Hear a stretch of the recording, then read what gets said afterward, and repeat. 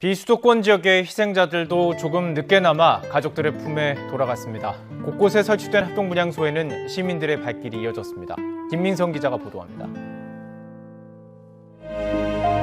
막내는 늘 열정이 넘치는 멋진 딸이었습니다. 꽃다운 20살. 주말에 짬을 내 운전 연습을 시켜주려 했는데 이제 기약이 없게 됐습니다. 그림도 그리고 도자기도 만들고. 얘는 그렇게 해서 의상 디자이너가 되고 싶어요. 결국에 그게 이제 목표였죠. 첫 기차에 몸을 싣고 올라간 서울. 한참 만에 딸을 찾았는데 이미 12시간이나 지난 뒤였습니다. 그냥 기다리라. 저희 입장에서는 1분, 10분 너무 답답해요. 전국 각지에 설치된 합동 분향소에는 고인의 넋을 달래려는 시민들의 발길이 꾸준히 이어졌습니다. 시민들은 침통한 표정으로 슬픔을 함께했습니다. 저도 이제 같은 20대로서 가장 안타까운 마음을 가지고 물론 친척 아니더라도 남일이 아니라고 꼭 와서 한번 조문 드리고 싶습니다. 희생자를 추모하기 위한 합동 분향소는 우선 국가 애도기간 마지막 날까지 운영될 예정입니다. 경찰이 이태원 참사로 숨진 154명의 신원을 모두 확인했습니다. 최초 신고 뒤 3시간 만에 집계된 사망자 수만 59명으로 나타났습니다. 최기성 기자입니다. 마지막까지 신원이 확인되지 않았던 사망자는 40대 후반 내국인 여성으로 파악됐습니다. 이로써 참사로 숨진 모든 희생자의 신원이 확인됐습니다. 서울경찰청 수사본부는 지문감정과 유전자 정보 분석을 통해 신원을 확인했다고 설명했습니다. 이태원 참사로 숨진 154명 성별을 살펴보면 여성 98명, 남성 56명입니다. 연령대별로 보면 20대가 103명으로 가장 많고 30대 30명, 10대 11명, 40대 9명, 50대 1명입니다. 사고 당일 첫 신고가 접수된 지 3시간 뒤인 새벽 1시 반 집계된 사망자 수는 59명입니다. 1시간 뒤쯤인 새벽 2시 40분에는 사망자가 2배로 늘었고 다음날 오전 6시에는 154명으로 34명 더 늘었습니다. 자기가 자기 몸과 주변 상황을 통제할 수 없었기 때문에 심한 공황 상태에서 아마도 이성적인 판단을 하기 더 어려웠을 것이고 양방향으로 소통하던 상황 속에서 오히려 심각한 그런 혼란을 겪으면서 이러한 참사가 일어났던 것이 아닌가 하는 생각이 좀 듭니다. 정부는 유족에게 장례비와 위로금을 지급하고 부상자 치료비를 대납한다는 계획을 내놨습니다.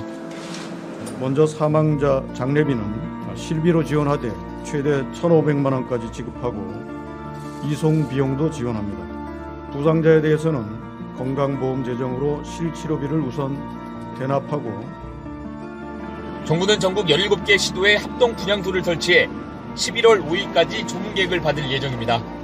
이태원 참사로 온 국민이 희생자들을 애도하고 있습니다.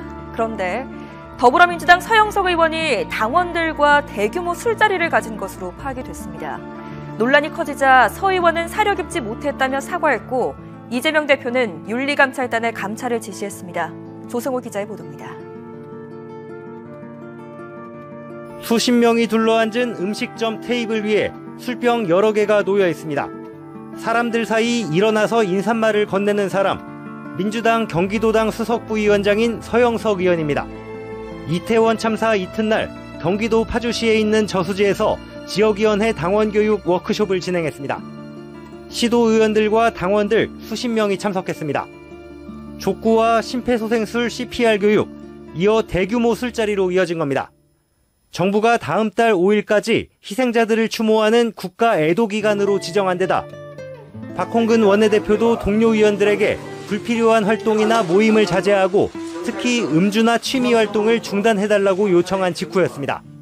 서 의원도 SNS에 애도를 표한다는 글을 올렸고 출발한 뒤 당의 지침을 전달받았지만 사전에 계획한 일정이었다며 참석을 강행한 것으로 알려졌습니다.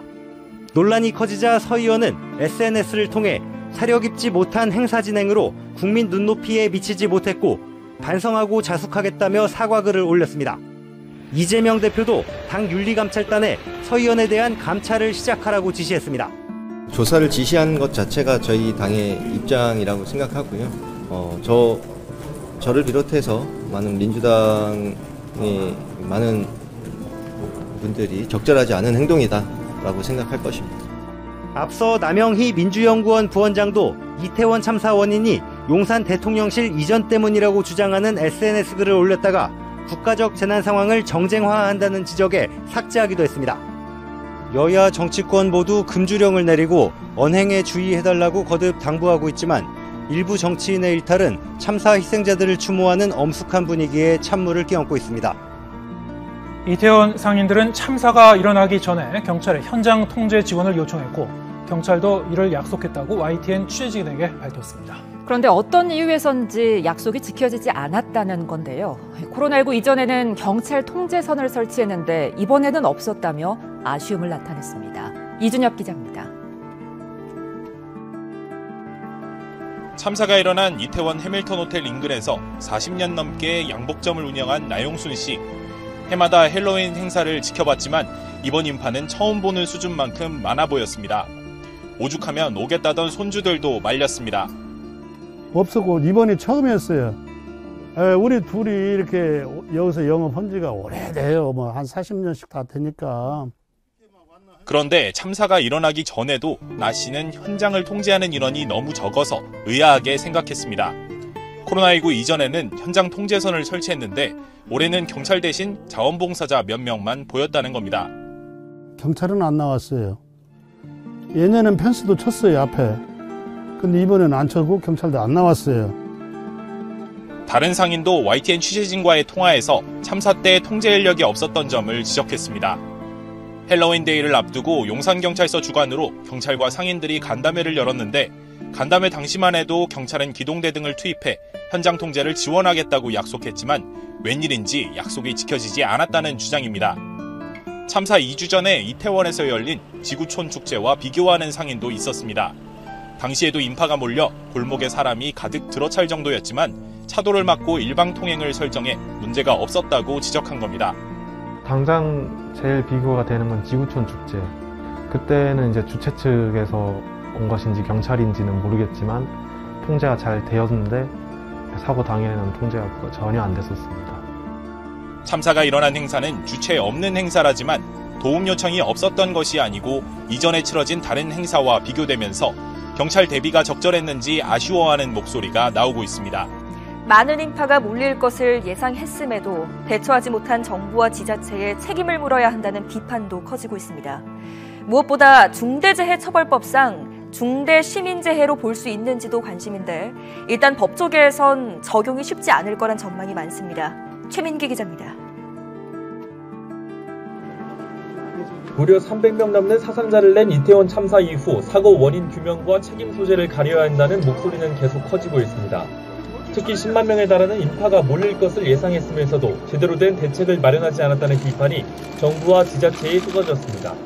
서울시가 예방대책 미리 마련했어야 된다는 지적도 있는데 혹시 책임감 느끼십니까? 상황을 파악해보고 입장을 정리해서 말씀드리도록 하겠습니다.